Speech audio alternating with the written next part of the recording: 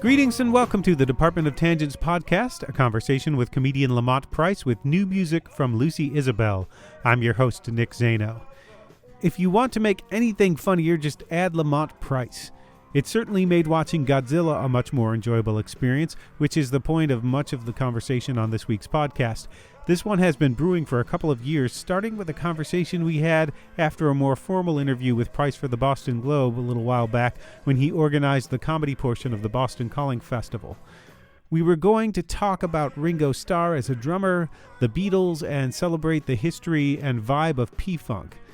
Then I ran into Price at the movies when the Godzilla trailer was new, and we added that to the mix. Then P-Funk came to town on their farewell tour. We saw that, and then a couple of weeks later, we made plans to see Godzilla and sit down immediately afterwards to talk about all of these things just a few days shy of Ringo Starr's birthday, when we also flesh out what a Rambo versus Terminator crossover would look like. I'm glad we got to talk about all of these things, but it doesn't even really matter what you talk about with Price. It's always an entertaining conversation. And Lamont will be back, hopefully around Halloween and Christmas, times of year that we both enjoy.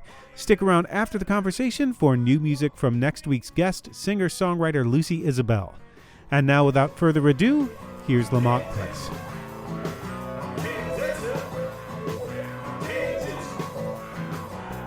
So this particular episode has been kind of building, I think, for maybe 4 or 5 years. At the very beginning, when I was just thinking about doing this podcast, all right, we had a conversation where we said we need to sit down and talk about how underrated a drummer Ringo Starr is.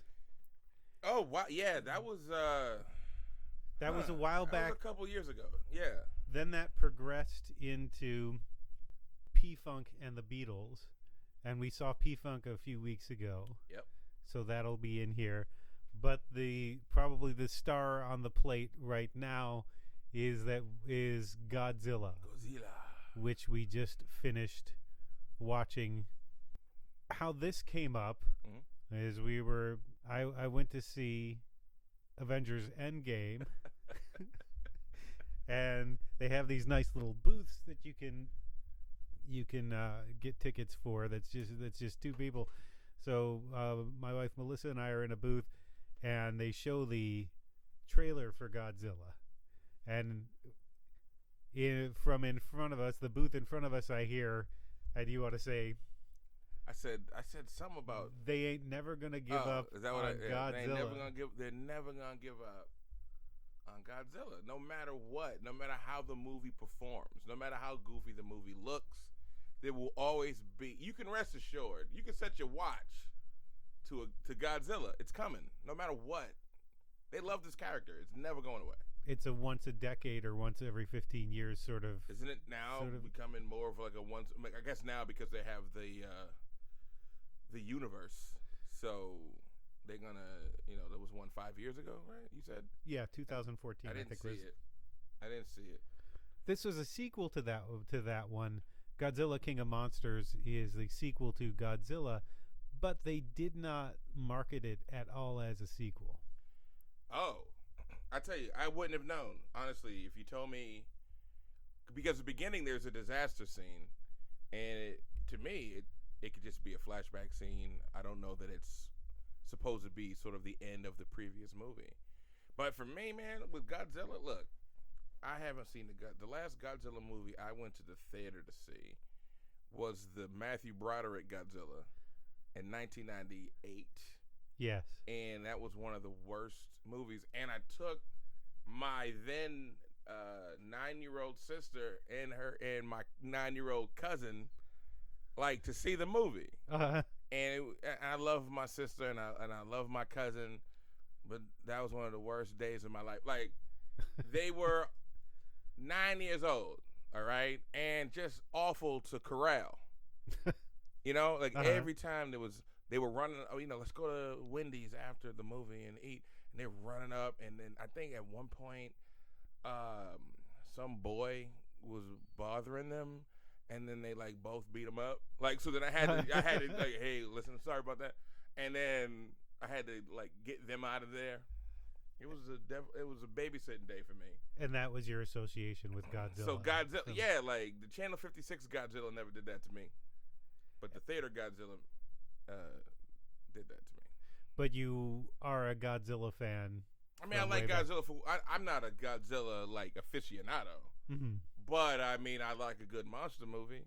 You know, I like to watch these monsters. I love the old campy, you know, plastic suit, rubber suit Godzillas. And so, yeah, but I'm not like you. I couldn't tell you many of the specifics, but there are names that you just kind of know just because it's pop culture. I think it's interesting they haven't gotten terribly far from the design of that original rubber monster. They shouldn't. From 1950, was it 1954, right? That was the original. It's just sort of become a little more sleek.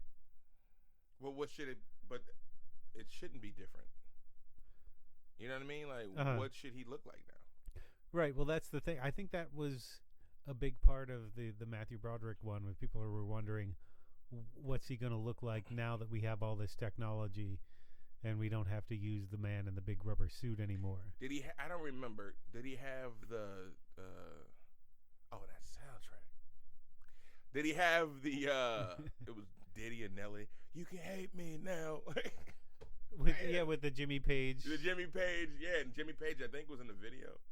He was on Saturday Night Live too. I remember because it made a lot of the old rock guys angry. That he was just back there basically just playing the riff. They're just mad at hip hop. They're mad that hip hop took over rock for the #1 spot. Deal with it. And I like Zeppelin, you thieves. Well, this is a conversation we had recently too about people saying one thing or another is dead, but it's just not the thing that's on the radio, right? That you like.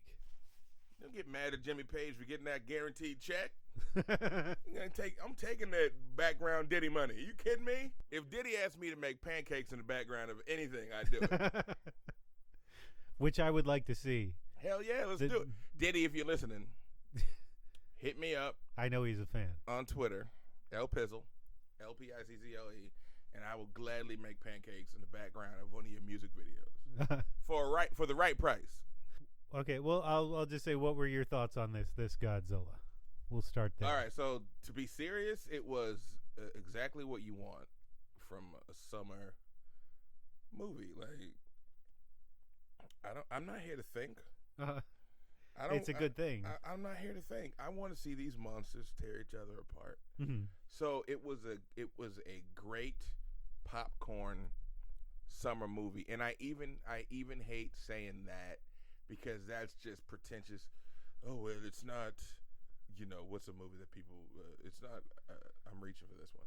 It's not Casablanca, and it's like, you know what? Fuck Casablanca. Ain't no monsters in that. Well, there are, but it's different. That's a different podcast. They should remake it with monsters. They should remake it with monsters. But I liked it. I liked Godzilla. I thought it was good. I thought it was fun. That's all I ask, really. If a summer movie that with monsters, just be fun. If you're fun, that's all. What else am I looking for? It was a ridiculous movie. Yeah, it's supposed to be ridiculous, right? I correct me if I'm wrong. I don't want to speak out of turn, but I think your favorite moment might have been the fighter pilot that ejects into. By the way, there's going to be spoilers all over this. So well, listen, the movie is in its last few days in the theaters. If you haven't seen it yet, I don't know what to tell you. And if you're looking to Godzilla and spoilers will ruin this for you, then I don't know what to say to you. If you are a Godzilla fan and you have not seen the new Godzilla yet, then two things. One, you're not a Godzilla fan. But two, don't listen to this until you see Godzilla. Now, back to your point. I thought we were going to build to that, but the ejection scene. Listen, there's a scene where the fighter pilots are, for some reason, thought they could take down. Was it Ghidra at that point? Yeah, Ghidra. Well, they always think they can take him down with planes or tanks. They think they can take him down. The problem with any movie like this is the humans really think it's humans' time. Right. Like the title of this movie should have been "Humans Are Useless." King of monsters / not humans. Yeah, / human beings are useless. I don't want to. I'm glad they wasn't. Well, they toyed with a love story in this, but they didn't really, because there's a twist where you find out that, whatever. It's the family separation plot. And I just don't. You're taking away from a Mothra Ghidra fist fight that I'm here for. That's why I showed up. Right? So to your point with the scene, the fighter jets say we can take down Ghidra, right? And I'm laughing the entire time. And there's one point where they're telling the guy, you got to abort. You got to abort. And I know what's going to happen if he ejects. And I'm sitting in the seat like, oh, man, I hope this motherfucker aborts because this is going to be hilarious. And he did. He aborted. He parachuted right into Ghidра's mouth. And it was one of the funniest things I've seen in months. Go see it just for that. It is always the people who think that they're gonna. That is maybe one of the most traditional elements of this film. Is at one point somebody says, "This time we're gonna help," but don't they always try to help? Isn't that? There's never a movie because Hollywood doesn't know how to make a movie about things that are more powerful than humans without humans butting in. Mm-hmm. That's some arrogant shit like Transformers, right? That's my favorite cartoon as a kid. And when the Michael Bay movies came out, I knew they were going to be terrible because I don't trust my life. And I knew that something I like can't be, now Marvel's changing that theory in my head, but I lost my train of thought. That Hollywood can't make movies. So when they made the Transformers movie and Megatron and Starscream show up and all these Decepticons show up, and then what do? Oh, they send in Josh Duhamel and Tyrese. Tyrese is going to get to the bottom of this? Somebody get me Optimus Prime on the phone. What the fuck is Win a Date with Tad Hamilton going to do at a time like this? Well, there always has to be a human element to it. No, it doesn't. Somewhere. No, there doesn't. If I don't think so. Why does it need? Because we need to feel like we're involved as humans. It's like we won't go see this movie if there are no humans in it. Mm-hmm. That's what we think. I think explain that's Fern Gully. Because a part of it is they want to populate it with people with a few names they can get to draw people in, and they want to add some elements that get maybe the casual fan involved. Like, okay, we'll throw a love story in there. That'll make it a date night, and we can also do. They gotta stop catering to the whims of idiots, and just make me a movie where the humans are just like all Optimus says is just get the fuck out of the way, and then let me fight. Let me fight Megatron by myself. If anybody had ever successfully merged a really good story with there is one film that did it with a Titan kind of film, Big Man Japan was. I never saw that. That was fantastic. It was the idea of it was that there was a guy who once he was fed electricity, he grew to the size of a Titan, and he would defend Japanese cities from these Titans that would sort of wash ashore. And he was this sort of washed up, divorced guy who was trying to impress his kid. They did it really well because it was a comedy. There was a lot of pathos in it, but it was a comedy. That's how he impressed his kid. His kid was nobody was really terribly impressed with him. He would say every once in a while, I'm Big Man Japan, right? Like in conversation somewhere, and then people would kind of shrug. So he's just kind of like a guy who was there, but nobody dismissed his existence. Well, because he was in his real life, he was a giant loser. Okay. And also not that much of a loser. He had a kid. That means he was fucking. At one point, yeah, but that he also there was a lot of sort of social media comment in it too, and it was made, I think, before really that got worse. So it's even more fun to watch that now about how people just don't. He loses a couple of matches and sort of loses his spine a little bit with a couple of the Titans. So you got to think you're not going undefeated. But the public starts to wane on him. They don't like Big Man Japan anymore, and it's a family job that's been passed down. Wait. So he knew he would be this guy. Like, yeah. Was there like what I'm asking? I guess is like, was it like Teen Wolf, where like he wasn't a wolf and now all of a sudden he was a wolf and he's like, what the fuck is going on? That's one of the big reveals of the thing. So I would suggest people see it if you're. It's sort of like the Titan version of Shaun of the Dead for me, like a really good mix of like the horror and the comedy. Although I guess a lot of the people who voiced the Titans or whose image was used to create some of the Titans were more comedians in Japan, so it read more as a comedy probably in Japan than it did here, where we didn't know the people who were sort of who the Titans were based on.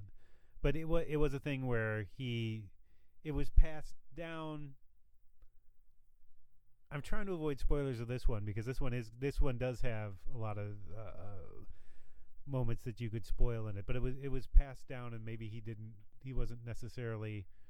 Maybe he wanted to do something else. Okay. And not so necessarily he was aware that at one point. Very early on, be this. Okay. To a point where it kind of seemed like child abuse to make him Big Man Japan.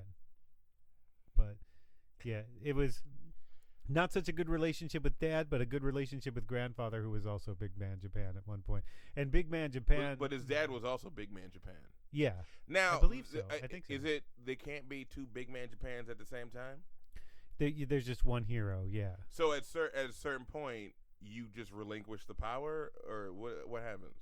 Is it like in Chucky, where you got to put your hand on his forehead and then say like some Haitian hula, whatever the hell?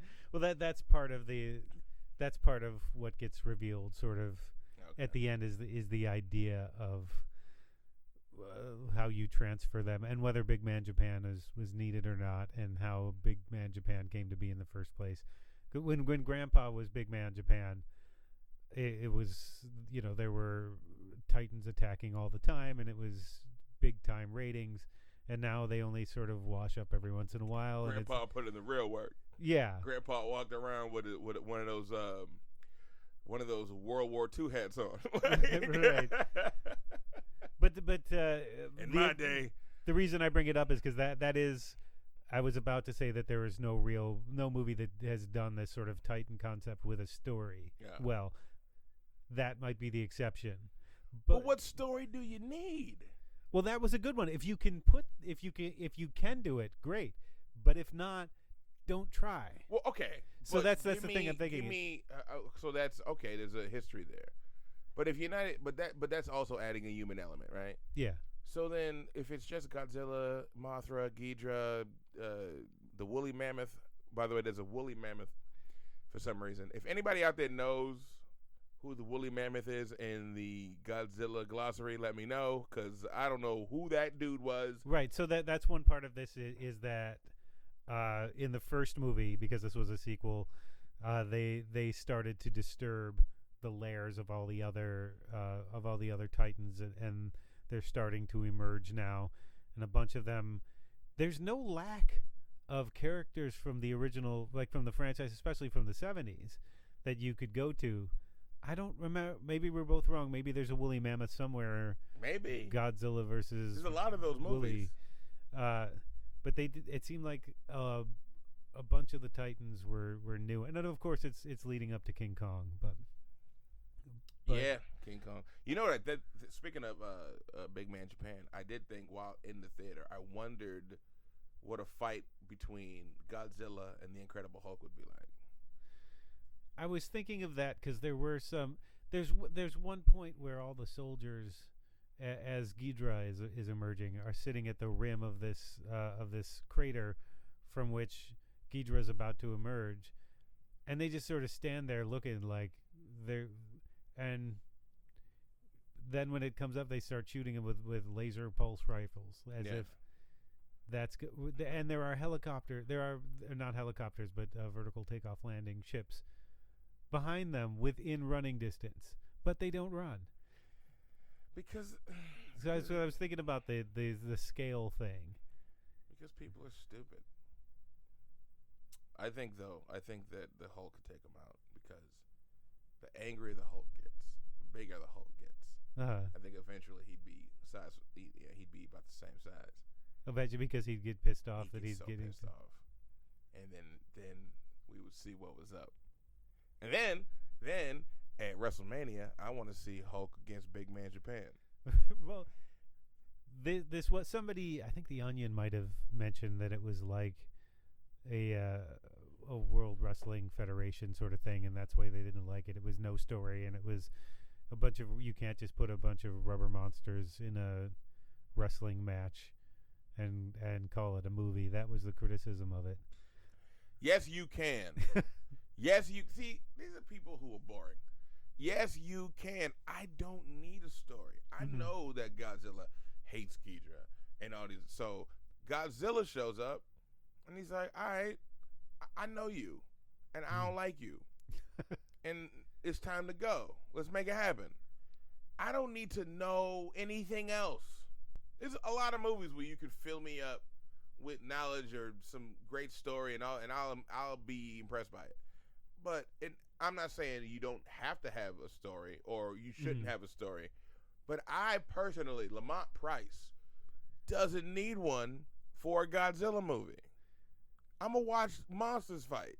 And it's always half-assed. In this one in particular, there's a story between a husband and wife who was split up, and apparently the one kid, Andrew, I remember his name, but I don't remember the names of the actual people in the movie. He probably got eaten up by one of the monsters in the first movie, and then after he was eaten up, like the monster took a napkin out and dabbed his lips and burped and went to sleep. I don't remember. They sort of flash back to scenes from the first movie, the first movie in this. Yeah, there were a couple from the first movie, but they don't really. I don't know. Maybe I missed it. I don't know how Andrew died, and I don't remember any of these characters from the first movie. And I looked to see if they were on the cast list, and they weren't. So I don't know what I was missing about that. He got hit by a car. Yeah.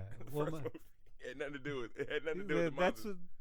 But like they do make it seem like his death has something to do with them Titans. I feel like, right? Yeah, they make it well. At least it because the Vera Farmiga character was this sort of environmentalist scientist who wants them to live. That's always been push and pull in these things.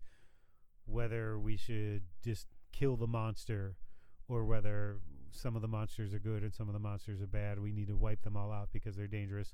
Farmiga was the one who was trying to sort of release them from where they were to help. And there was a bunch of crappy pseudoscience around to make it seem like an environmentalist sort of thing. And they made it seem like that's the storyline that got in. Her pursuit of that is what somehow led to the kid's death. Now, she was in the original. Obviously, they were all in the original? They were not. None of them.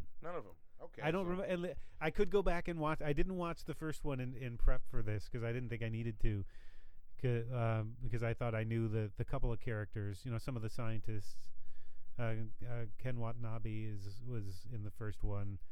And as you mentioned, was wasted in this one again. Wasted. They wasted a lot of good actors in this movie. But yes, Ken Watanabe wasted as like you said his entire job was to just turn around and say anything in the most melodramatic, like, you know, we're out of ice cream, you know, like right, something like that.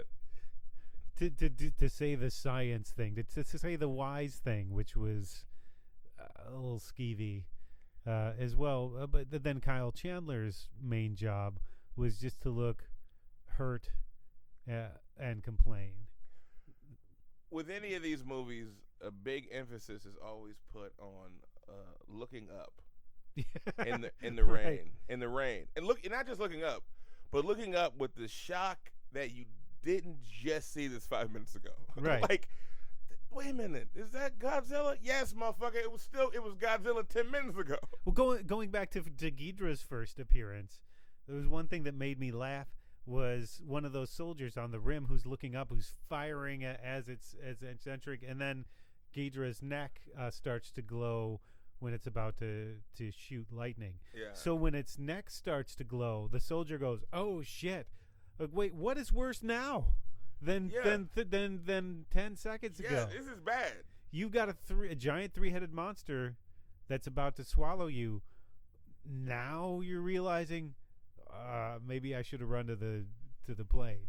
Look, a situation like that is a situation I would not be fearful of because the fear is in the unknown. I now know once I see Ghidra, I'm done. Right, run. Nothing matters. I'm going to sit down and eat a slice of pizza until he gets me. Like, I'm chilling. I know I don't have a shot. So the shock is out the window. I'm no longer afraid. It's over. Mm-hmm. You just sit down and enjoy the ride until it's dead. I will enjoy that slice. I'll watch the fight until it comes to me. Now, the main point that I wanted to make about the story thing is just don't do it if you can't do it well. But that begs the question, what does that movie look like if you don't have the humans to frame it? Here's what it looks like.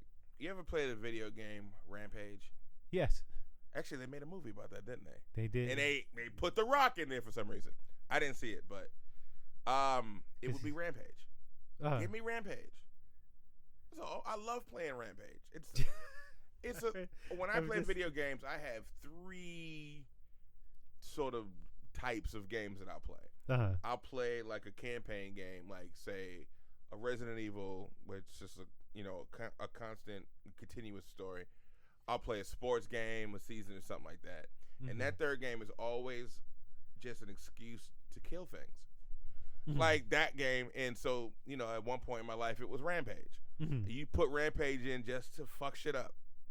Mm-hmm. And this is that's the kind of movie I want. Give me these monsters. I don't care about the human element. They keep trying to make me give a fuck about the planet. Mm-hmm. In this movie. What about the humans? I don't care about the humans. Right. I want to see a fist fight between Godzilla and Ghidra. Well, that goes all the way back to I thought it was going to be a more traditional thing. Because that goes back to the 1954 one too, straight up to the to having congressional hearings about what we're supposed to be doing about. There are a bunch of elements here that the traditional Godzilla fan I think will enjoy. I will understand that. I do understand that. I'm not saying that humans should not be in the movie. Mm-hmm. I'm not saying that. And there should be that element of the humans going, what do we do about this? What can we do for our survival? But I don't care about their survival. They can make that a part of it, but it shouldn't be the core, in my mind. There should be some peripheral shit. Every now and again, they just show the humans panicking. Well, so then you said it should look like Rampage. So the script as you see it is basically starts out exterior day city, and you're just showing the city, and then it just shows up. Yep. Let's go. Starts wrecking things. To the movie's credit, it got going pretty immediately. Yeah. It didn't waste time. No, which is maybe something it learned from the first film, because there was the first film did start with a nuclear catastrophe, and that's what sort of. But you didn't see Godzilla for a long time in the first one, if I remember it correctly. Made you wait. Well, there was a short scene in the beginning, and then there was the nuclear catastrophe, and that's what awoke him again. So it was a while in between seeing Godzilla. Every time they make a new Godzilla movie, or like a new sort of, this is the new genre, or the new sort of Godzilla story, we're presenting Godzilla as if for the first time. The trailer always does we're not showing you Godzilla. We'll show you the end of his tail as he goes into the water, or it's like, we know Godzilla. Why are you hiding him? Well, this time they didn't do that. This time he was because he was in there. But this isn't the beginning of a new sort of arc for Godzilla. Yeah. But I don't remember the 2014 Godzilla trailer, but I'm willing to bet that they don't show him that much, or if they do show him, it's eyes in a smoke cloud, or just like his tail retreating into the drink at the end of taking down a city. But it's like, oh, they don't know. Well, they don't know what Godzilla looks like. But there is a weird thing that happened in this film where, in profile and from a distance, he's very sleek looking. But when you're looking at his face head on, it's very, very much like the original 1954. It's a lizard with cheeks. I've never seen a lizard with cheeks before, I don't think. Like puffy, kind of like cute animal cheeks. He was adorable. Yeah. And I think he's been working out. That was a line in the film. That was a line in the movie. I think it Bradley Whitford? Yeah. Well, because at one point the plot gets to, we think we've killed Godzilla. And the movie's not even half over at that point. This movie was like a great showcase for actors who are really good, but they're never leads. Mm-hmm. They're just kind of they show up and you go, oh, that's so and so, like Bradley Whitford, Ken Watanabe, CCH Pounder, right? Who was in that for one scene, basically. One scene. Joe Morton was in it for one scene. Mm-hmm. Like, he must have really needed that check. And of course, your favorite, Charles Dance. Right. Charles Dance. If you don't know who he is, if you watch Game of Thrones, you know him as Tywin Lannister. And if you're a nostalgia nerd like me, you really know him as my dear sweet brother Numse from The Golden Child. I love that guy. And he was criminally underused in this movie. Like, I wanted to see him reprimand Godzilla. Well, he was the main, like, eco-terrorist guy. I don't think. See, and that's what it seems like. But he was taking his orders from Farmiga. Well, they were in cahoots. I think we found out, sort right? Because they come in and blast.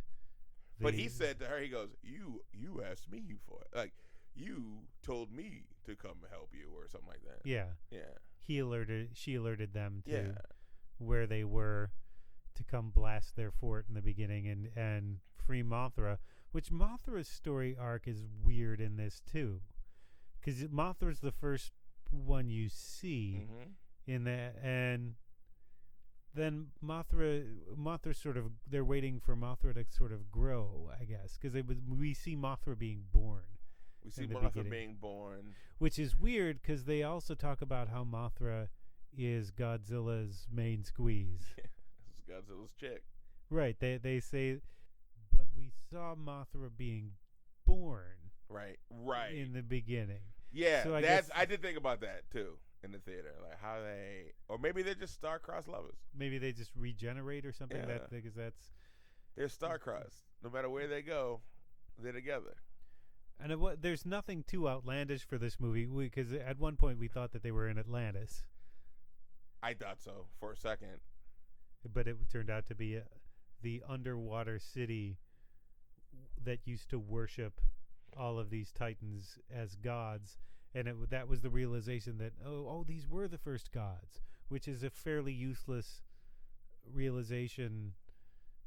It seemed like a long movie, 2.5 hours into the movie. They needed an excuse to find Godzilla. They needed, to get that nuke to Godzilla. So they had to create a scene, okay. Because eventually they found him after they thought they'd killed him. Yeah. And they set off a nuke to re-energize him. Because we thought we saw some, Godzilla pieces in the water, but it turns out I think it was one of the Ghidra heads, because it regenerated. Because they said, they mentioned later that it was able to regenerate. And I had forgotten that was a thing it could do. I have to go back and see, because I thought I saw Ghidra with 3 heads when it came out of the water after. No, there was it was like a 30-second part of the new head coming out. Okay. And then one head helping, sort of whatever the, I don't know, I don't want to call it a birth canal, but whatever the plastic it seemed like was over the new head coming out, it was helping pull it off, and then the new head came out, and then it was like, ah! Yeah, I was also expecting a lot more Titans in this film, because in the well, who was missing, other than the obvious? Well, because in the trailer, at one point, somebody says, how many of these things are there? And somebody, I think Bradley Whitford's character, somebody says 17, not counting, and they call them Gojira in that clip, I think. Well, Gojira, and then they never say Gojira again. Or I don't know, Monster Zero. Well, Monster Zero was Ghidra, right? But they called Godzilla Gojira. Oh, I think right. In that point, which I don't think they ever did again. I'm just thinking about that now. There's going to be somebody who's the biggest Godzilla fan ever who's going to be able to who's going to think I'm wrong on everything. Next to us, I kind of overheard talking. Yeah. They were talking about the 1950. They were like, that's reminiscent of the 1954 Godzilla, and I was like, oh. There were things that were from that because I watched that recently to prepare for this. There were too many films to watch because there were what, over 50 Godzilla films starting from 1954 to this one. I would have thought there were more than that. I thought the way they would show them on TV, I thought they were pumping out one a week. Well, it's hard to tell sometimes some of the. I think once they got deep into that bench of Titan opponents, that sometimes it's hard to tell. Well, which three-headed monster is this that he's fighting this time? Did I already see this, or is this a new one? Yeah, well, I don't think we saw 17 monsters. We didn't. Not close. We saw I think we saw 8. Yeah, maybe. But really, they only focused on 2, 3. They focused on 4. Yeah, well, they focused. Yeah, there were the 4. Godzilla, Ghidra, Rodan, and Mothra. Because it was a tag team match, basically, at the end. And then there was the woolly mammoth, and then there was the thing that basically looked like Cloverfield. I hope those universes. I wonder if that was Cloverfield monster. I really hope they don't cross over those universes because some of the Cloverfield stuff. Take you out of it. It's just some of the because they're trying to create a Cloverfield universe, and it's not going great. I don't think because some of the stuff is just. Some of the movies have just been kind of bad, and then there are some movies where you watch it and go, "Was that supposed to be Cloverfield?" There are some that I can't remember what they are now. I didn't plan on getting into this. I know. Well, I only saw the first one. Didn't they do one with John Goodman though? Yeah, that was Cloverfield Lane. I never saw that. That was I'm forgetting the name of it. Something Clover Lane. Cloverfield Lane. What was that about? It wasn't Cloverfield, but it was Clover Lane. It was like 10 Clover Lane. So they were trying to be coy about whether or not it was, because it was about. That was a human sort of drama that most of it is this woman who wakes up after an accident in this bunker. And John Goodman is the one who has supposedly rescued her, and is telling her, "Don't leave the bunker. There's something out there. Don't leave the bunker." Mm-hmm. And that thing is all of the other monsters that are sort of associated with Cloverfield. He had that monster had all the smaller monsters that were, like the ones that were in the subway. All those So was that movie supposed to be happening sort of at the same time as the original? It's in the universe of it. It's happening somewhere around that time. All right. Where Cloverfield. That's interesting, actually. That was interesting. And I'm not sure they pulled it off as well as I'd like, but I liked the idea of it. And there was some good in that, and I'm a John Goodman fan to begin with, so I'm predisposed to enjoying. You're a big King Ralph guy, huh? His work it goes back to Roseanne mainly. Yeah, he's great, and even in Always. I mean, he's great. His SNL work, Mm-hmm. Is he part of the Seven Timers Club or something like that? He's got to have been in there more than that, because he's the guy that's like the host canceled on Tuesday. Let's get John Goodman in here. What are you doing with that? So do we close the book on Godzilla now? Do we have what else? What else is there to say about this one? Here's what the problem with a lot of those movies are, and when you involve humans, is that nobody is ever dressed to move. A lot of suits. Uh-huh. Like if I'm this close to thawing out Titan. I need, maybe put some sweats on, some sneakers. You might have to run around some corners. Right. Those wingtips are not your friend at a time like this. Well, even when we see Mothra in the beginning and they're watching it hatch. Yeah. There's like a control room, but it's not built to withstand anything. There's no place. It didn't look like they built any place for them to run. No, they're not prepared for what they're. It's just not enough preparation. Mm-hmm. So you begin to root for the monster. You root for them to die. I did that. Like, yeah, you don't deserve to. You don't want to be alive. That's why I didn't enjoy the War of the Worlds remake with Tom Cruise. Oh, I hated it. I enjoyed the monsters. As in this, I enjoyed the monsters. I thought the monster designs were fun. I thought the monster scenes were fun. They just didn't really. Why are they in Washington first, and then they moved to Boston? And what's? I hated that kid. What's her name? Dakota Fanning. That's who that is, right? No, from Stranger the War Things. of the Worlds. Oh, no. From War of the Worlds. You brought up War of the Worlds, right? Yeah, War of the Worlds. Yeah, Dakota Fanning. She was the kid in that, and I hated her. I spent the whole film going, just eat them already. Yes. I can't, because they had even the son in that. He was annoying, but at least he had the sense to leave the movie for a while. But he ran away and died. He didn't die. When they were didn't he get killed? Didn't die. Because when they're running across that field. When they got to Boston. Oh, I forgot about that, by the way. That's two. They went to Boston in that movie too. When they went to Boston at the end. Why the hell does everybody come to Boston? I in have these movies? no idea, man. I think Ben Affleck's the gonna wife protect him. comes out, or whoever and the son is there. Oh right, because he gets separated from them. That's the thing, he bounces right? or something like that, and they know to go to. I guess they know to go to Boston. But I just don't like Dakota Fanning was like what 8 years old when she made that movie. Something like that. But she was one of those kids in the movies now where they're like 43-year-old, 8-year-olds. Yeah. Like I just I can't care. The spaceships would make a noise when they were about to unload, something like that. And when they got reunited as a family, I was hoping for one more UFO noise, and then.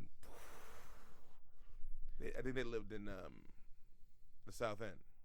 Yeah, but at almost every step in War of the Worlds, as they're trying to escape, it just seems like they want to die, and I want them to die, and that was basically the tension in the film for me.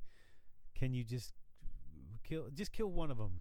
What they're trying to do, a lot of these movies also, is something they probably can't accomplish in 90 minutes, which is show the initial threat to your world while also showing what happens to humans in the chaotic situation as who becomes what, who does what to survive.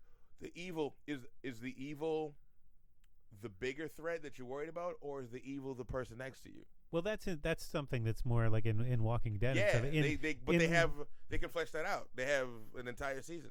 But War of the Worlds, they were just running. I think that was another thing. But didn't they meet up with some people at a certain point, and it turns out, it's been so long since I saw it. They did. I can't remember if the people were evil. They might have been. I might have that wrong, but I just there's a scene where they're in the cellar, and it seems like they're not going to make it, but they're going to make it, but you don't want them to make it, so you're all conflicted in your feelings about them trying. I'm not conflicted. I'm like, if they die right now and this movie's over, I might not ask for my money back. Even if it's like a half an hour in, which will bring us eventually to Rambo. But there's one more thing that I want to talk about Godzilla first. Okay. And that's the sound of Godzilla. Yeah. I love the sound of Godzilla. It's never changed. It's the way they've done it has changed it. I looked it up this week. The original one was done with a leather glove with pine tar resin on it, dragged across a double bass, strings on a double bass. That was how and then they manipulated the tape to make it sound like Godzilla screaming. I guess the new guys NPR actually did a story on it, and bless them for that. But the new guys won't say how they created the sound. It does sound pretty much the same. This might be part of why Godzilla keeps surviving. That sound is kind of, when Godzilla's the good guy and you hear that, his scream, his cry, whatever you want to call it, that's kind of exhilarating to me. That were some of the moments in this movie when he stands up, even though he stands up in the middle of the ocean and I don't know what he's standing on. When he stands up, he's standing at the top of his steps. Yeah, because that's his home down Ocean's there. his house. Right. So I mean, Yeah, he's down there with about to get the paper with Godzilla and SpongeBob, and yeah, Patrick's his paper boy. But whenever he raises his head and screams, and I think the directors know that because they put that in a lot in this movie. There are a lot of times where apparently he can't scream with his head forward. It has to be straight up to the sky for him to do this. To get the full impact, so you know I'm here. Right. Godzilla is in the building, right, or outside the building, or destroying the building, but I'm here. Right. But I do like Godzilla as the good guy. Well, you know why? It's like he's like the bully who's suddenly your friend. It's right, like you fear his power, but once he's on your side, now you're like, it's like being given a power. Godzilla's on my side now. But those are characters I'm always drawn to. Like Hellboy is one of those characters where the scariest thing you're gonna meet is the guy who's protecting you. I like when they show you when you're shown something terrifying, and the thing that comes out of the woods that's even more terrifying than that is the good guy. That dynamic I always enjoy. When the thing, it's a simple incongruity. I mean, it's a simple device, but it gets me all the time. That's all you need. Mm-hmm. It doesn't have to be more than that. I remember when A-Team came out, and the trailer for the A-Team came out, and I asked a friend of mine. I was like, "Yo," because I was excited. I was like, "You see the A-Team trailer?" And he goes, "Yeah, I saw it, man. It was cool, but looks a little ridiculous." I'm like, it's the fucking A-Team. It's not supposed to make sense. Well, I do think I didn't like the A-Team. You didn't like the movie? No, I thought it was terrible. And one thing I don't think they got about it, I don't think they understood about it, was that they were sort of, the A-Team would always come out of nowhere to help the little guy. Right. And in this, they were just kind of a bunch of rogue assholes. I don't know. I liked it. I thought it was fun. I forget what the plot was or what they were there to do. Yeah, they didn't, there wasn't a farm in danger, and then they didn't step in. And, right. Mr. T didn't put on those goggles. He always had these goggles for some reason. It was like an action adventure TV show written by Woody Guthrie to me when I was right. That's what it was to me, and that element was sort of gone from the way, and in the most base of ways. I mean, the TV show wasn't advocating much of anything on a that wasn't terribly political, but it was this oddly proletarian sort of thing to me, where they would always reluctantly get involved to help the little guy, because they'd always be in the village and there'd always be some drug lord or something that they'd wind up on the wrong side of. In their travels, they're they're still on the run from the military. Mm-hmm. And they just stumble on a farm or something, and then Face will fall in love with the daughter for like an episode. Right. Never see her again at the end of the episode. Well, there's one thing I said this to you when we were coming out of the theater, and I think this is a good point to remember about Godzilla. That movie would have been no fun to watch by myself in a room somewhere. Oh no, you need the theater. You need also people who understand. Look, I'm not here to take this shit seriously. Right. If I see something that I think is funny, I'm leading into my buddy and I'm talking about it. Right. All right. Like when that ejection thing happened, I almost fell out of the seat because I knew it was coming. I knew it was coming, and I was praying for it. I was like, oh, I hope he ejects right into the geezer's mouth. That's gonna make my whole day. And he did it. Your comment was, someone rewind that right now. I needed to rewind right then. I might have to buy this movie just to watch that shit on a loop. If I can find a GIF of that. It was incredibly fun to watch this with you in the theater. If I had gone alone, I probably just would have shrugged it off and wouldn't have had any fun. I don't think. You have watching to just this have like that movie. Yeah, that's a Mystery Science Theater movie. Right. That is a movie you watch on the big screen. You watch with a friend, and you shit on it. Like that's what you do. The movie's ridiculous. All the beats of these movies, no one ever listens. Mm-hmm. Nobody's plan is ever revealed until it's too late to enact it. Mm-hmm. I knew this was going to happen. You did? You didn't tell anybody in the booth? You know what I'm saying? Like, well, there was the Kyle Chandler character once actually said at one point when they said, it looks like they're all, what was it? It looks like they're all coming out of their cocoons. And he says, well, sarcastically, well, if only somebody had told you about that earlier. Right? I was afraid of this. This is a big one. Uh-huh. You were, wait a second, you knew? We could have been working on something. What was the line at the end that seemed like that I said it was encapsulated the whole movie? Because Kyle Chandler said something. He said, we gotta take it to him or something like that. Oh no, it's like we've got to get ready, or we've got to. They were trying to put together some sort of plan or something.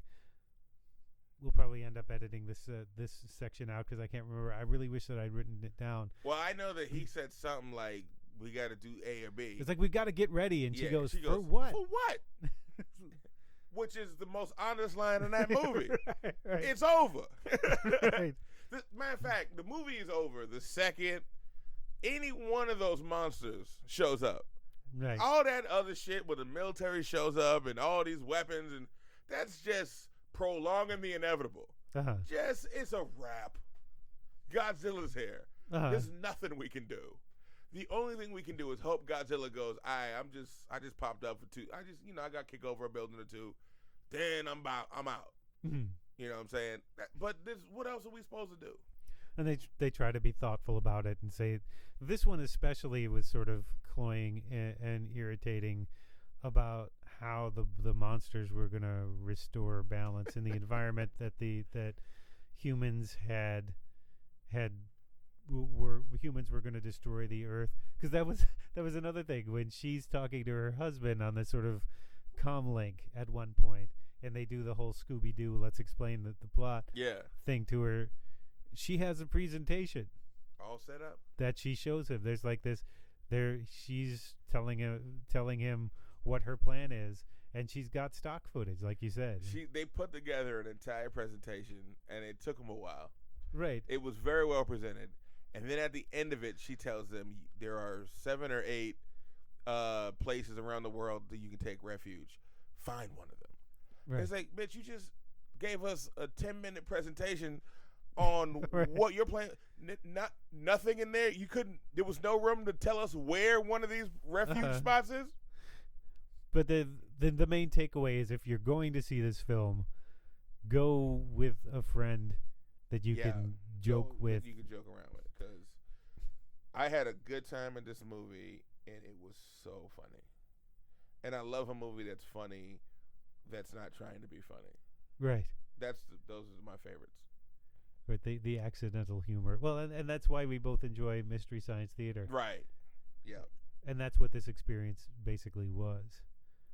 So I want to get to. We still got a lot to talk about. We've talked for a while already about Godzilla. I didn't think we were going to talk this much about Godzilla. I was following your lead, Nick.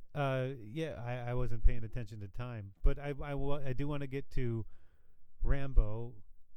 Rambo and Terminator, the new franchises, were amongst the trailers that we saw today. Yep.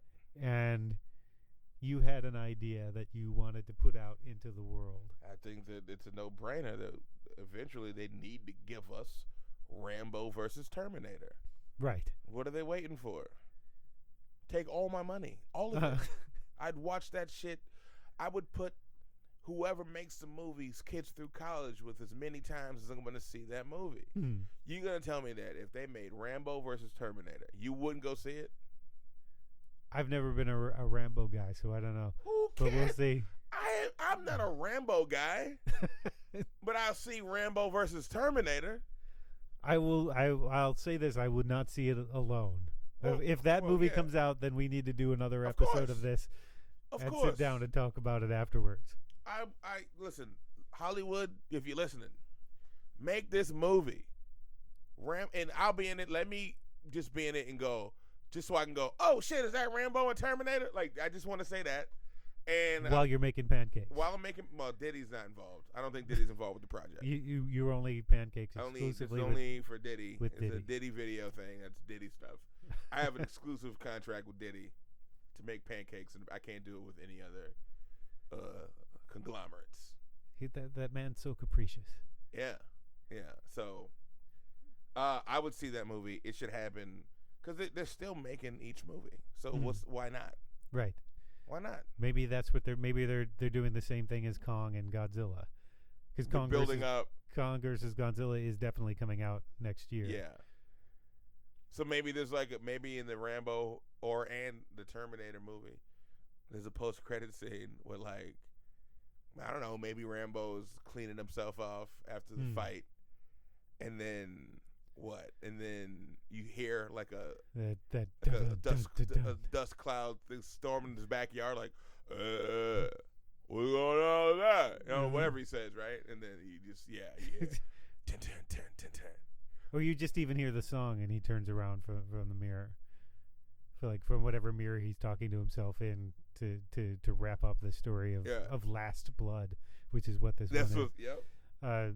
You hear that music and he turns around, and you don't get to see what he sees until the movie comes out. Or maybe maybe it's Terminator's perspective, and the 68-year-old robot who somehow ages is walking around after with his leather on, and then slowly from behind, Rambo comes up because he's stealth. He's Rambo, and then that's how that is. For some reason, there's a wall of mud at the biker shop where they're both buying leather jackets, and he just emerges from that.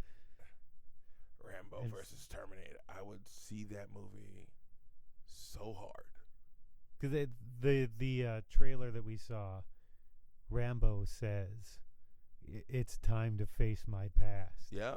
Which is, I thought, what he had been doing for the last 15 movies or whatever it was. I thought that was... Rambo got a lot of pasts, man. There's a lot of people. He killed a lot of people. So maybe each individual person he's killed, they finally found him. They're whoever would stick up for them. I've always enjoyed when... I've frequently enjoyed, I won't say always, when a franchise takes a complete twist, like it becomes a comedy or something.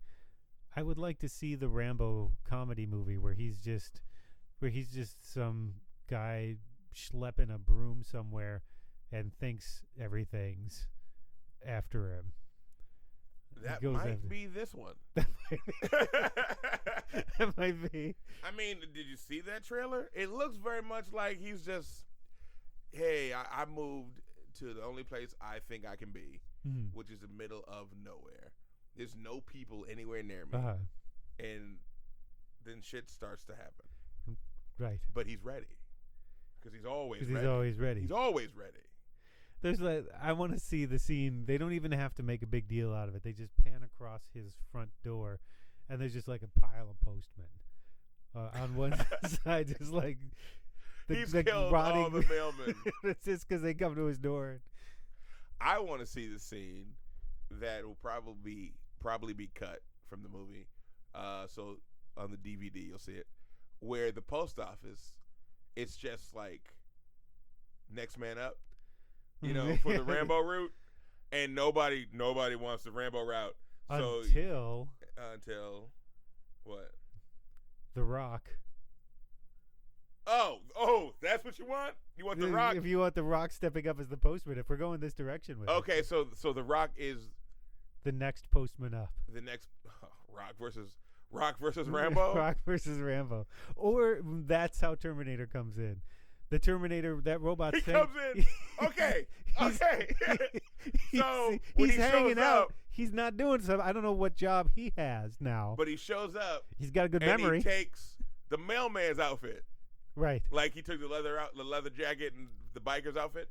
He takes the mailman's outfit and he goes to Rambo's house with the mail. No, he is the mailman now. Because what's this robot doing? He's just sitting in a house. I guess he doesn't need to eat, so he just needs to find a place he could sit until one of the Connors knocks on his door again. Well, but then now we're dealing with what year is this? So he takes the mailman job, and that's what brings him to Rambo. He takes the mailman job to. Yeah. So what's his name though? Hey Terminator. Hey Terminator. Terry. In my office. Or Termy. Termy, yeah. Hey Termy. Hey Termy, the boss is calling you. Did he ever take a name in any of these later ones? So. I don't even think they ever said the word Terminator. No, they did. They have. Yeah, I think the they must have. Terminators. It's not like zombies where they don't say the word zombie in it. No, they definitely have said Terminator. I do want to get to it is Ringo's birthday. Ringo. And Happy birthday, Ringo. On July 7th, and I do want to get to that and to the Beatles and P-Funk a little bit. We don't have I guess we could go for as long as we want. I don't know how much we can touch on it. I mean, it doesn't have to be. I mean, honestly, this was the Godzilla podcast, so yeah.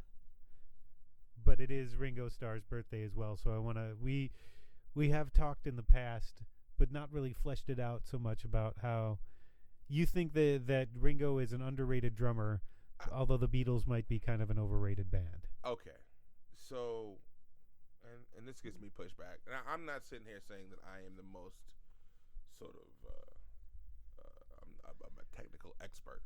I just know what I like. Mm-hmm. Okay, and when I think of the Beatles, and as heralded as they are, and I'm not saying. See, when people hear the word overrated, they seem to think the word means sucks. It's a relative term. It's a relative term. Like they're great, but it's it's like relax. Everybody acts like there was nothing, and then there was so the Beatles spawned everything. It's like, well, wait a minute. What about all those black musicians that have to take the bus to the Hall of Fame, the Rock and Roll Hall of Fame, who get no credit, right? So in that vein, I get annoyed by how much they're given as far as there was nothing happening, and then the Beatles came, and then everything happened. That's not true. It's not true. Well, I think the narrative is more that there was the rock and roll explosion in the 50s, and then the Beatles took it a different direction in the 60s. Yeah, right away they were doing boy band. They were covering Roy Orbison and Chuck Berry. Yeah. And whoever else, and the Everly Brothers were influential, and Paul McCartney took a lot of his vocal cues from Buddy Holly and from Little Richard. Exactly. I mean, Little Richard's a guy who we have found a way to make a joke out of. Little Richard, look into that guy's disguise. He's a genius, and so much comes from Little Richard. And we just look at him like the bop babaloo bop bop bamboo guy, and we make fun of him. And he go, this guy said something great. We don't put him in the same conversation with the greats like a Beatles. You know what I mean? Like, and that's goofy.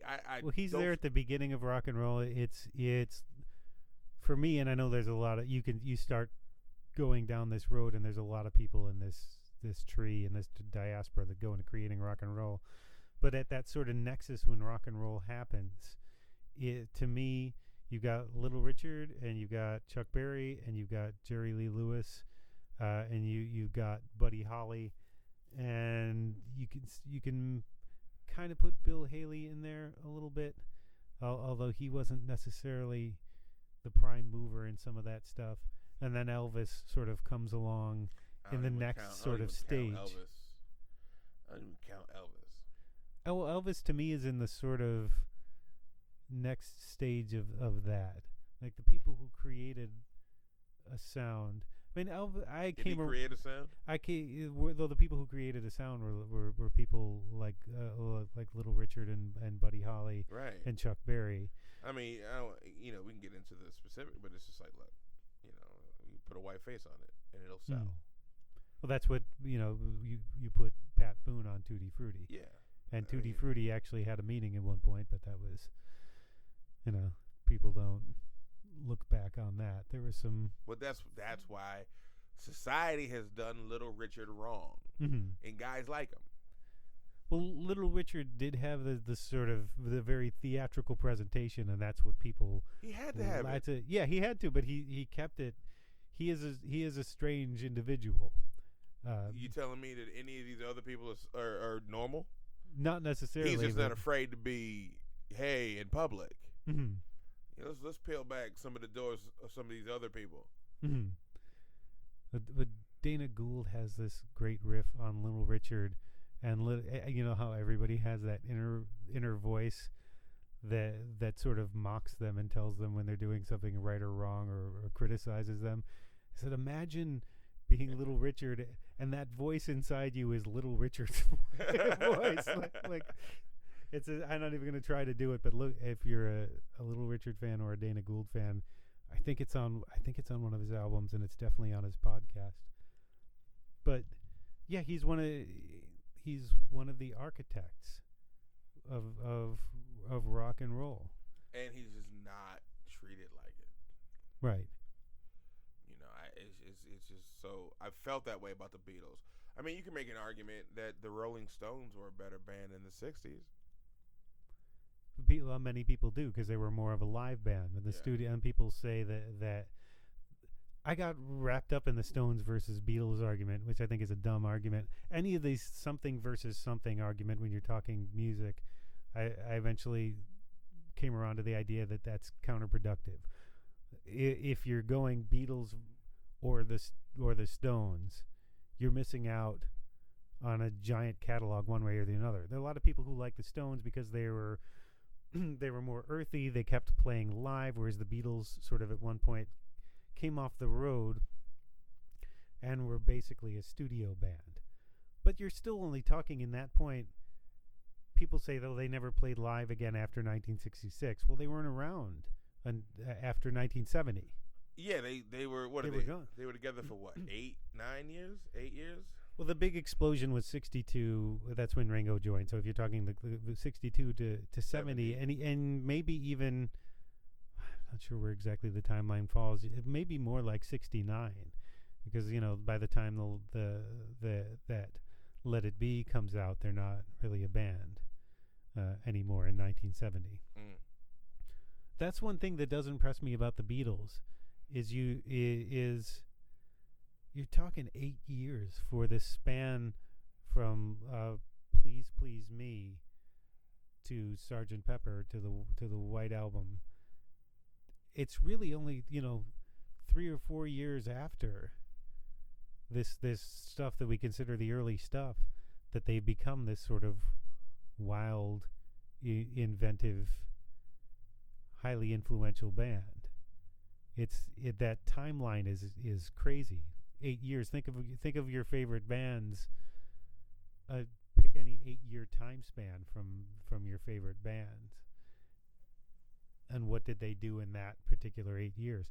It's nuts. But I do also take your point about maybe it's easy to put out that much work when you're not traveling.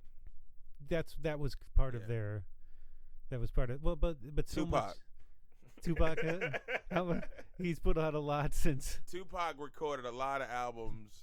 Well, that's a whole other story. But he recorded a lot of albums for what I believe is speculated because he just wanted out of a contract. Mm-hmm. But he did put out a lot of work. I'm not comparing the work. I'm just saying. It's weird to compare the work, and that's where some of these arguments are a little strange to me. Also, the thing that people forget. I was reminded of it today because I've been obsessively listening to the Beatles channel on satellite radio. But one of the songs from Abbey Road, Chris Carter's one of the guys who does the Breakfast with the Beatles on there said, and here's a song by the Beatles that was influenced by early Fleetwood Mac, and it was Sun King off of Abbey Road. I thought, well, that's something I didn't know, but I was thinking before then, the Beach Boys, the Rolling Stones, the Beatles, the Kinks, all of these bands were influencing each other. Jimi Hendrix, Cream, the band. It wasn't like there was just one band that came in and influenced everything. The Beatles were being influenced in real time by their contemporaries. But somehow they controlled the narrative. Like they were the top dog in the narrative. Because I think it was because they were the first ones to sort of hit with that sound. They did create a particular sound, and they did innovate frequently. So they will sort of wind up on the top. And there were a lot of people who could make arguments that maybe there are other bands that deserve that more. I'd be happy to listen to those arguments, but I wouldn't want to take anything away from the Beatles for that too. And I don't think you are. I certainly don't try to. Mm-hmm. It's just the idea that nothing existed and then they existed and then everything came after it is what bothers me more than anything. To the point of Ringo.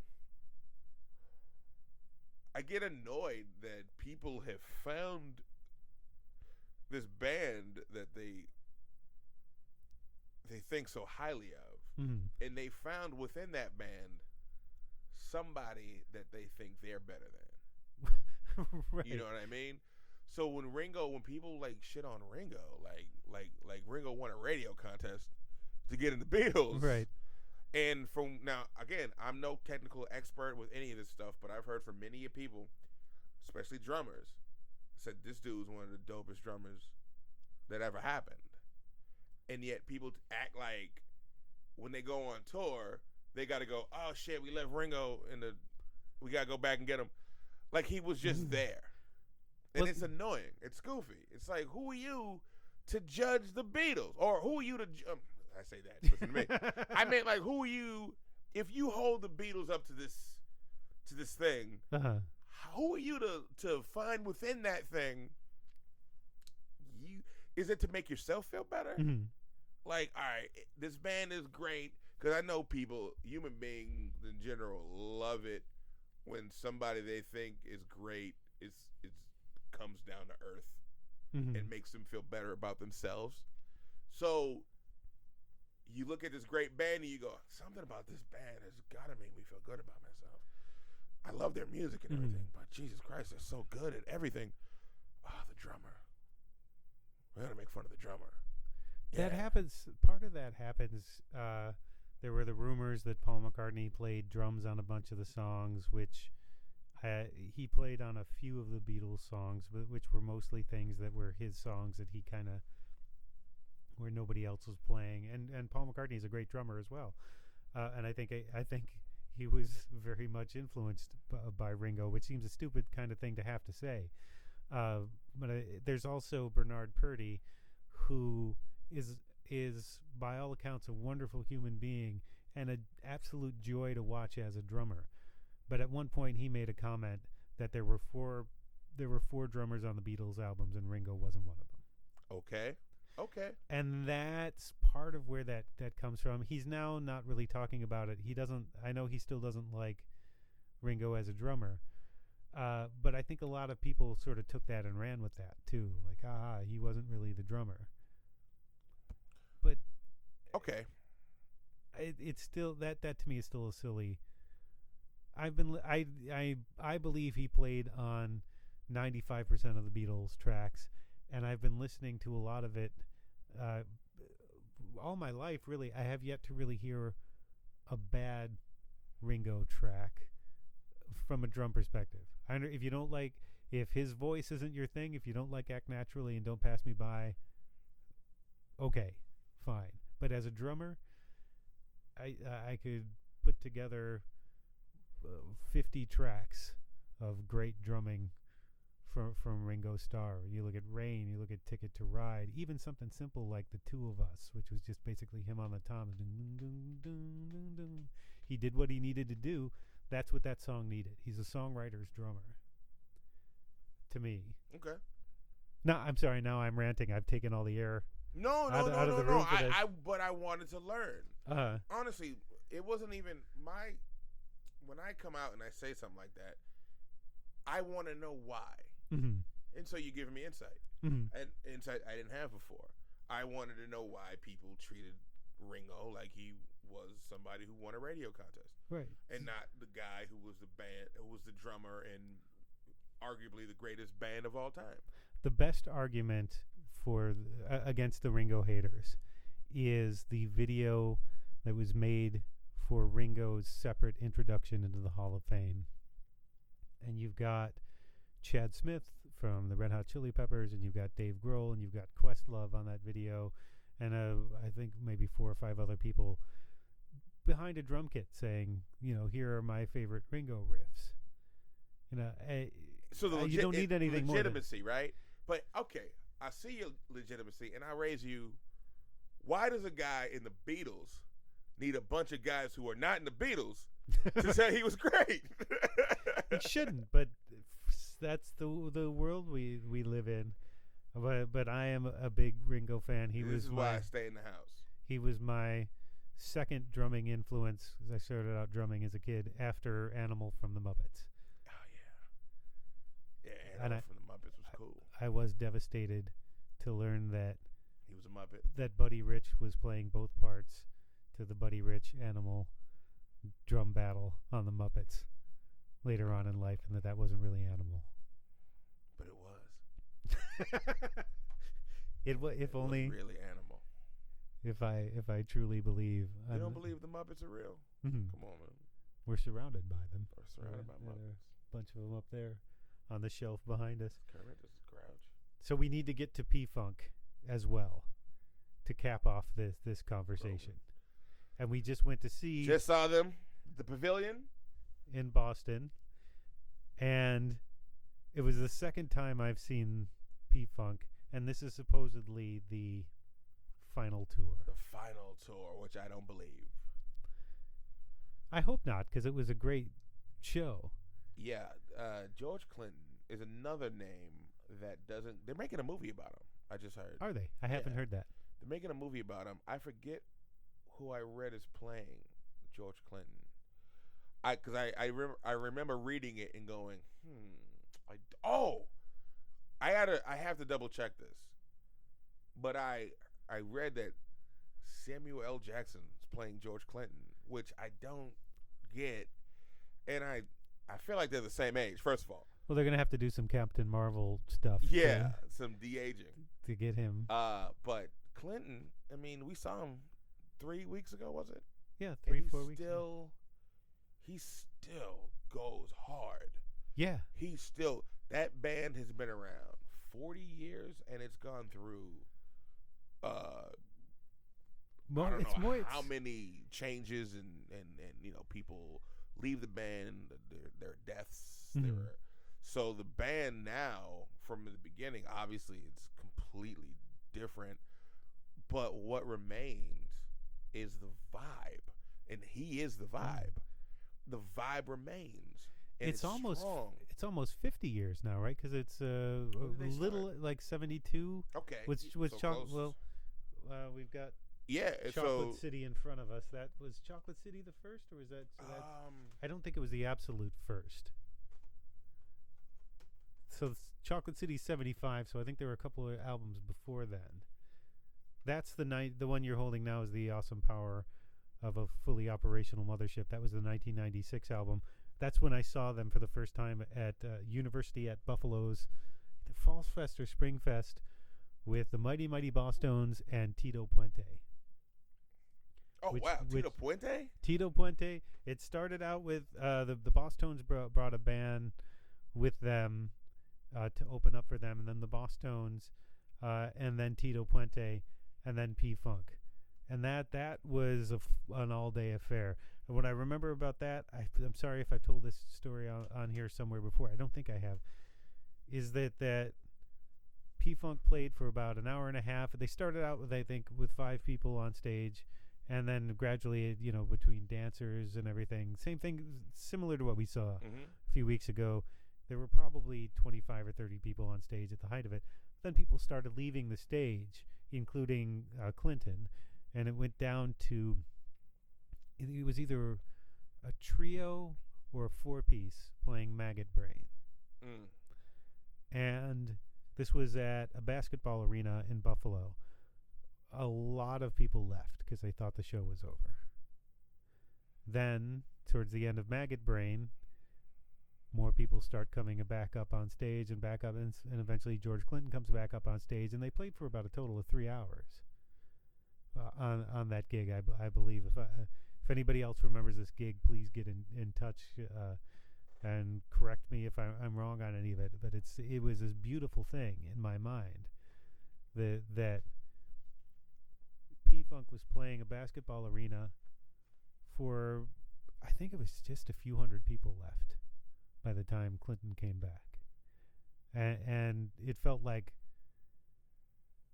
you were saying you would watch late night TV sometimes, and you would watch something. You said this on the earlier conversation. You would find something that was just for you. You felt like you were getting away with something. Yeah, like you were getting away with something. I felt like, man, we're getting away with something here. Just a few hundred of us in this arena watching this show. They're an experience. I mean, they're one of the greatest bands of all time. In my opinion, the greatest.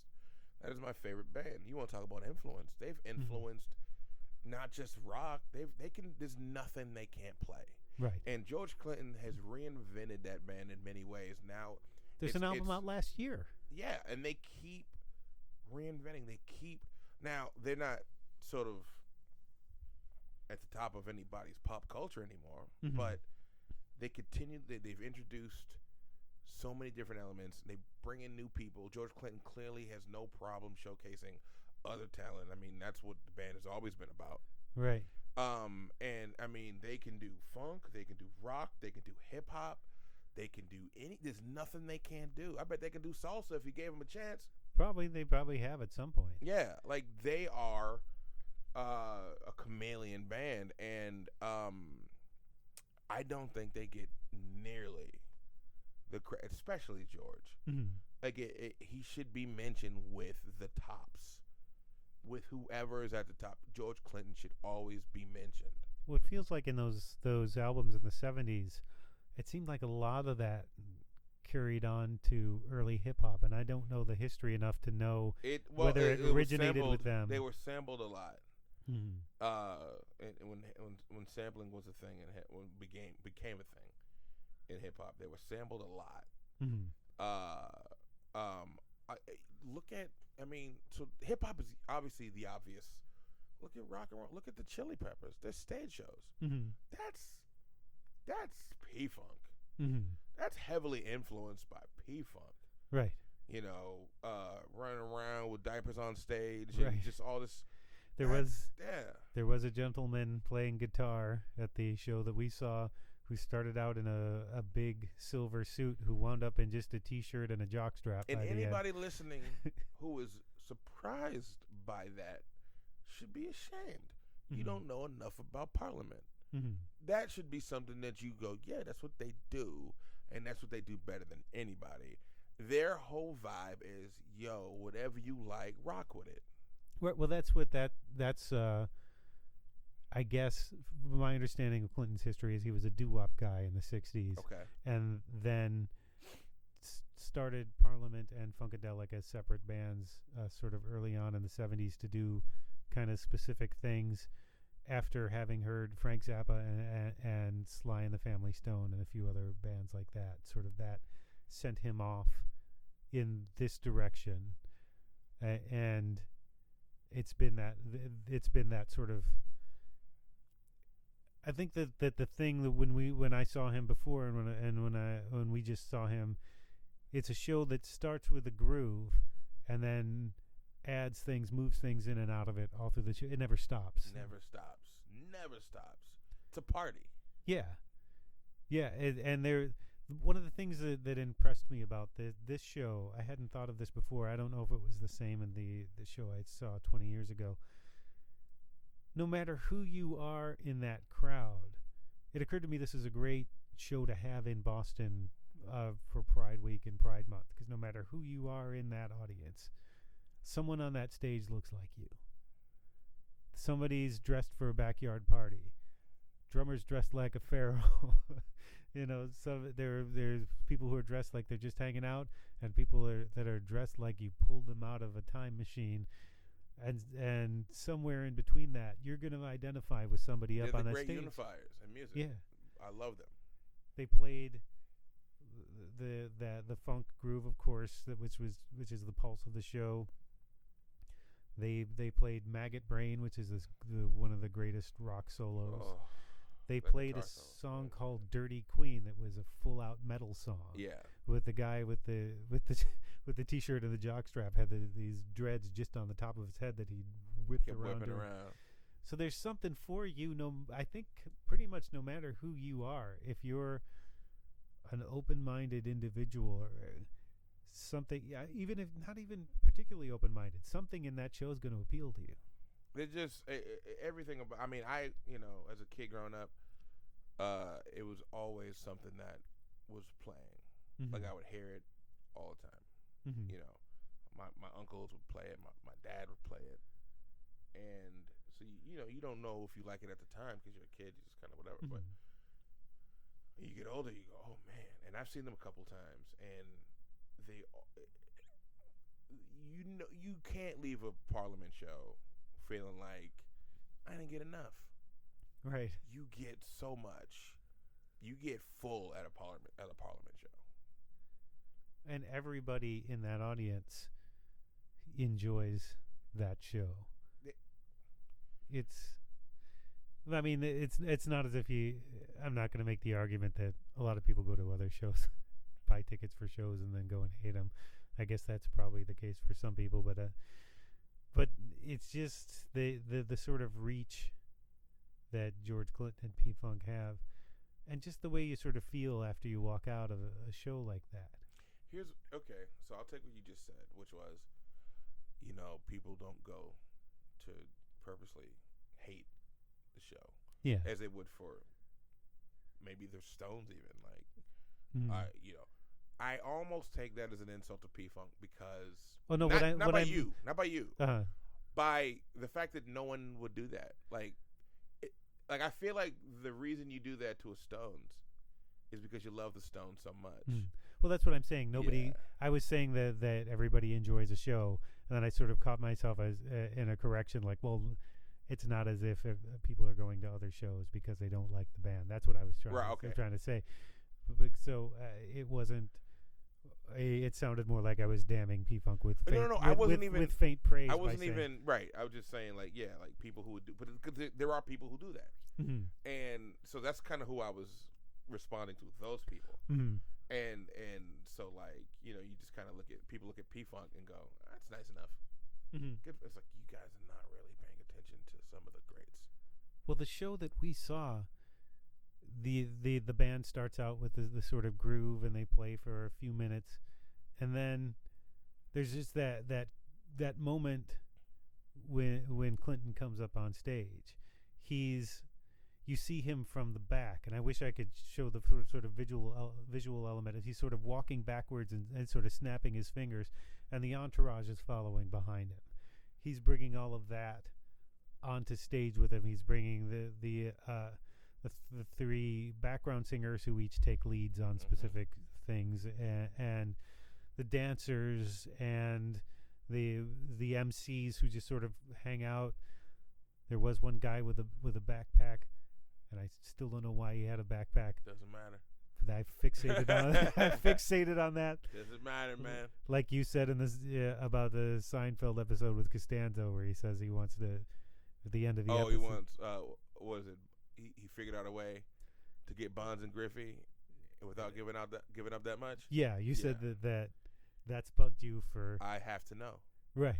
I need to know. I need to talk to somebody. The weird thing that's my mind has a similar thing, and that's what the end of the show. I still somewhere after that sort of euphoria passes, I'm still thinking, why did that guy have a backpack? There was nothing in the backpack. What? Maybe there was. Maybe, possibly. Maybe I missed it. But what was it? What was it that When was the moment where you realized what P-Funk was, do you think? I don't know, man. Maybe high school. Mm-hmm. We mean like became aware of them, or I was aware of them at a much younger age. I know you're aware of them, but there's a point where you realize, this is. Oh, that was okay. I later than high school. Then it was kind of like I heard them a lot. At that point, they were obviously being, when I was in high school, actually even middle school, is when like a lot of the sampling started, and I knew the songs. And it was cool, and it was cool how easily it was adapted. But it was a little later, maybe into my 20s, when I just was like, because I feel it. Like, again, I'm not a technical genius when it comes to music or what is what and what sounds like and what they're. I base it on feel, and I felt them, and I feel like, how can I? Okay. So, trust me, this is going somewhere. That might be the name of. I should have named the podcast. Trust me, this is going somewhere. So for years, my brother and Ken Reed actually would tell me to watch this show on USA called Psych. Familiar? Yes. And I'm the kind of person that if you tell me to watch a show, I'll watch it. It's just that I'm not going to be Mr. I watch it right away guy. I'll get to it. I'll get to things when I get to it. I have to be in the zone. I have to feel it. I can't. It's kind of how I operate on stage. I won't do a joke until I feel it. So I have to feel it. And with comedy, I can feel it in the middle of a set and go, it's time to tell it. I got to be in that zone. And so that's the way I am with TV. And then there was one day I was doing stand-up. I was on the road, and I was in a comedy like condo, and the TV only got like one channel. It was like this shitty TV, and it just happened that channel was running a Psych marathon, so I had no choice. I had 3 hours or 4 hours before the show, so I just hung out and watched Psych, and it took one episode for me to realize, oh my god, this show is amazing. And then once I made that decision, like, I'm gonna watch this a lot, and I watched a bunch, to me it felt like somebody sat in a room and said, we got to make a TV show. I want you guys to go out and gather all the things Lamont likes and put it in this show. And that's what it was like. Like Seinfeld is my favorite show of all time. I love that show. But Psych is the first show that I loved that loved me back. Right? That's how I feel about P-Funk. I feel like P-Funk knows me. And they know what I like. And I'm a person who likes a little of everything or a lot of everything. And I think P-Funk gives me all of that. They give me, like I said earlier, they can play anything. It's all right there. I don't have to go anywhere else. P-Funk's got me. Right. And it's funny sometimes how you realize, like, the band became a very important band to me for after having listened to them for years. Suddenly something clicked around when the time Levon Helm had came out with Dirt Farmer, and I saw him live, and something in me went, oh wait, this is what this is about. Why haven't I been, this is sort of speaks to the core of me. Why haven't I internalized this before this moment? There was like that turning point of, well, this is the way this needs to be done. I feel like you have. That's what I feel with people. That's what I feel. It was more they called to me. Like they were like, yeah, they know me, and that's why I feel strongly as I do about them, because I feel like they've done a lot for me without maybe knowing that they've done a lot for me. And a lot of people can say that, but so yeah, they called to me. It wasn't. I'm not the kind of person that forces an issue. Everything I do usually is a bit organic. Friendships, anything like that. Like, I'm not going to force a friendship. I'm not going to force myself to like something. Well, that's how you are on stage, too, I would say. Okay, yeah. I'd say that it's not... It doesn't feel like to watch you do comedy. It doesn't feel like, okay, now I'm here to do some bits. Yeah, I don't... I respect any comedian who is very structured in there. I'm talking, and it's whatever my mood is. You're gonna get that mood. It'll be the same. It'll be the jokes, but you're gonna get that mood. And I don't like to be married to words. So when I write a joke, I don't write the joke out. And I admire anybody who can go, all right, Wednesday at 3:00, I'm writing for 2 hours. I can't do that. I can't do that. I fully believe that it's all out there. It's all in the atmosphere. Anywhere I'm at, I always have my notebooks. Always have them on me. I have them now in my backpack. I bring them everywhere. So if I think of something, I can write it down. And I'll write down the idea. And then if I think of a punchline or two that I think might work with the idea, I'll write that down. But I don't write down a joke. I take a joke to the stage, and I'll see what happens with it. An idea to the stage, and I'll see what I can make of it. And having known you for a while, and having talked to you off stage extensively, it doesn't feel like it's a lot different on stage. The way you deliver something and off.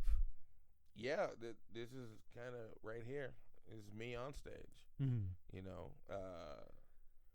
And yeah, without it seeming like you're always on, like being one of those guys. Definitely, I hate that. I hate the on. I love comedians, but I also hate comedians. Well, I guess because there's a constant need to, if you're hanging out after a show and everyone's sitting around and everybody's fighting each other to be the funniest person at the table, and then I'll sit there I know I'm funny. I don't know how to. I'll say what I'm gonna say. It's like when you meet people who don't. You know how the cliche thing is, tell me a joke. Yeah. And you just go, well, just hang out. I'll probably say something funny eventually. But don't put me on the spot. I'm not gonna tap dance. To bring it all back around, it's when I heard you say in that theater watching the Godzilla preview before Endgame, the first thing I heard the voice say, "They ain't never gonna give up on Godzilla," and I turned to Melissa and said, "Lamont."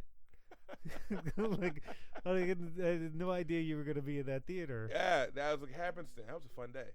And that's what finally led us here. Yeah, they're not going to give up on Godzilla no matter what happens. I don't know what kind of money this movie made in the theaters, but they're going to, you said next year's Godzilla King Kong, right? Yeah.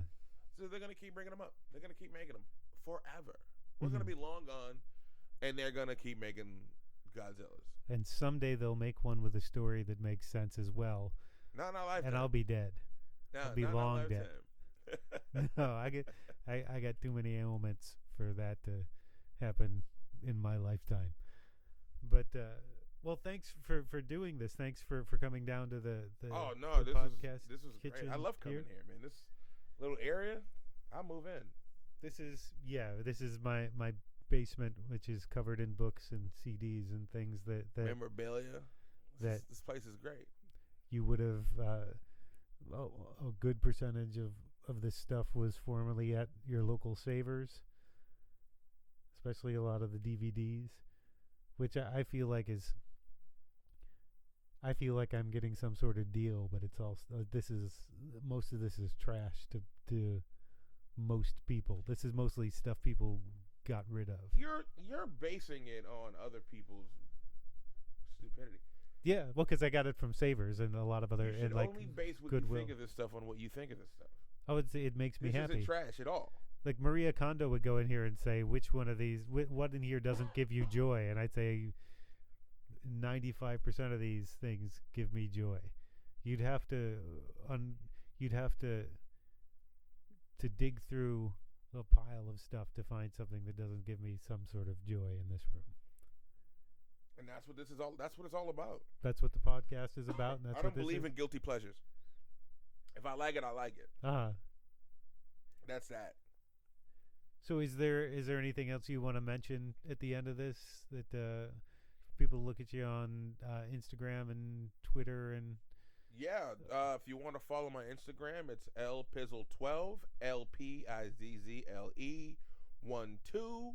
I try to update my Instagram stories quite a bit. I keep them funny, so check that out. Or Twitter at lpizzle12 without the 12, LPIZZLE.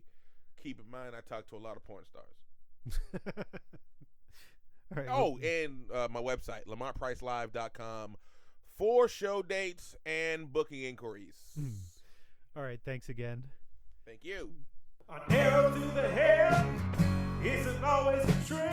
Thanks again to Lamont Price for coming on the podcast. Look for his Lamont's Boston segments on NBCBoston.com and find him on Twitter under LPizzle and on Instagram under LPizzle12 and on his site at LamontPriceLive.com. And if you enjoyed this episode or any other episode of the Department of Tangents podcast, please consider subscribing and or reviewing and rating on Apple Podcasts, Stitcher, Radio Public, Google Play, or wherever you get your podcasts. It's a big help. And check out news, reviews, and videos at departmentoftangents.com. This week's featured track is from next week's guest, Lucy Isabel. Isabel has a great backstory. A few years ago, Isabel left behind a degree in theater from Yale to move from New Jersey to Nashville and become a singer-songwriter. Her debut full-length album, Rambling Stranger, came out in June and has produced a couple of great tracks like How It Goes and Something New, which both have official videos now. My favorite song on the album is The Between, which features the line, "Is there something between hitting big and just going home broke?" Isabel's got a great Americana sound with disparate influences from Brandi Carlile to Judy Collins, but we explore that a lot more in the conversation next week. And there will be a couple of live tracks in next week's episode from her recent Boston show. Follow her on Twitter under Lucy Isabel Music, on her site at lucyisabelmusic.com, and also search for her on Bandcamp. This is The Between by Lucy Isabel from Rambling Stranger. Do you still feel the same way that you felt when you were 12 and living in your parents' house? It ain't me that you need to impress with your best. Take a breather and think for yourself. Are you doing this for someone else?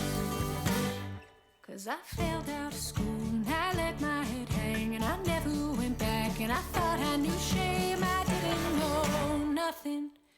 It could be I still don't.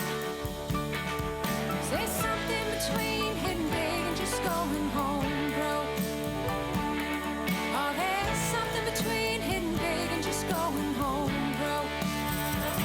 So if you're hanging around with your ear to the ground, do you know if you're wasting your time? All those books on the shelf and you're kidding yourself if you're thinking you're doing just fine. Cross your fingers and hope for a sign. So you spend your whole life in that gray sunless room, all the people around in that plexiglass tube, and everyone hates it, but you think you're alone. There's something between hitting big and just going home broke. Yeah, there's something between hitting big and just going home broke.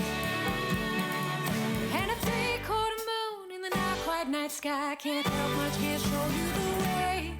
So you twiddle your thumbs and you ask yourself why it seems nothing is going your way. So you give them your time just to try to fit in, and you're grasping at straws. Will you sink down or swim, and does it all matter?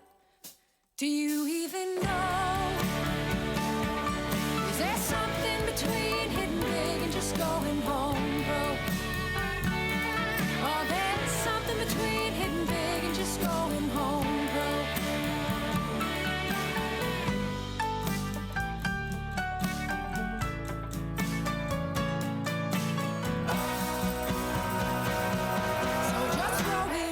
Turn your face to the wind, let it all come what may. It ain't yours to defend, you're out on your own now. So let them all know there's something between hitting big and just going home broke.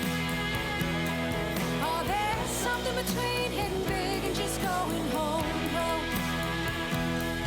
Yeah, there's something between hitting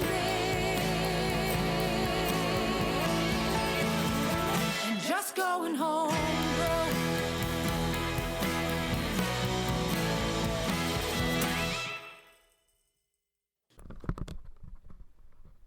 Neil Young.